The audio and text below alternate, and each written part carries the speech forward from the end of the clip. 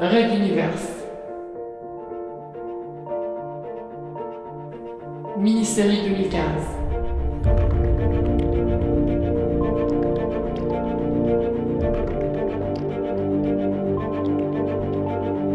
Dualité.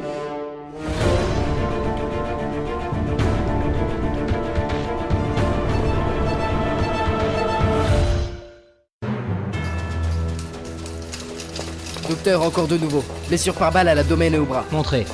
D'accord. J'emmène celui-ci tout de suite en salle d'opération. On le prend avec Estoba. Lui, placez-lui un garrot et mettez-le sous morphine. Nous le prendrons en charge juste après. Blam regarda la salle secondaire où l'infirmière emmenait le blessé. Une balle dans le bras.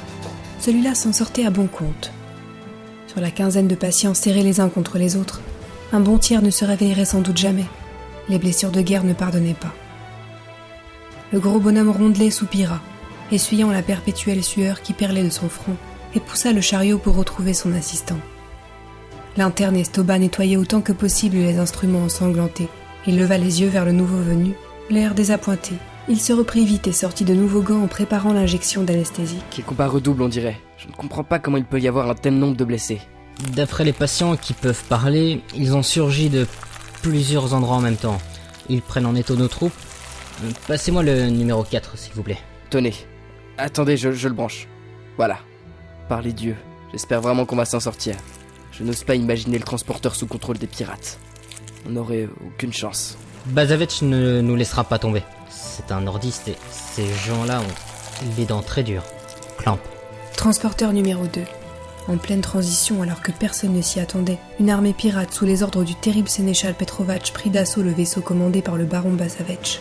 Tous n'avaient eu que quelques minutes pour se préparer et le responsable médical s'était retrouvé bloqué dans une annexe, de l'autre côté du vaisseau, loin de l'hôpital.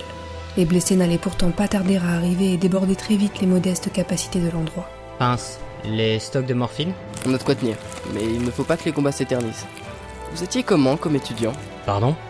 Je tente de dédramatiser la situation. C'est une chance de pouvoir vous approcher et un honneur de vous assister, alors j'essaye d'en profiter et de faire abstraction du reste. Blam sourit.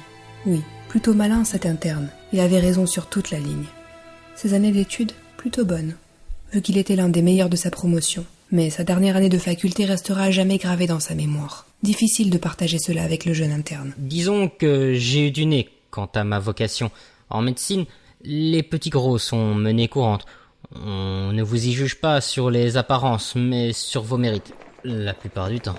L'autre n'eut pas le temps de répondre. Une troupe de soldats en armes débarquait dans l'entrée.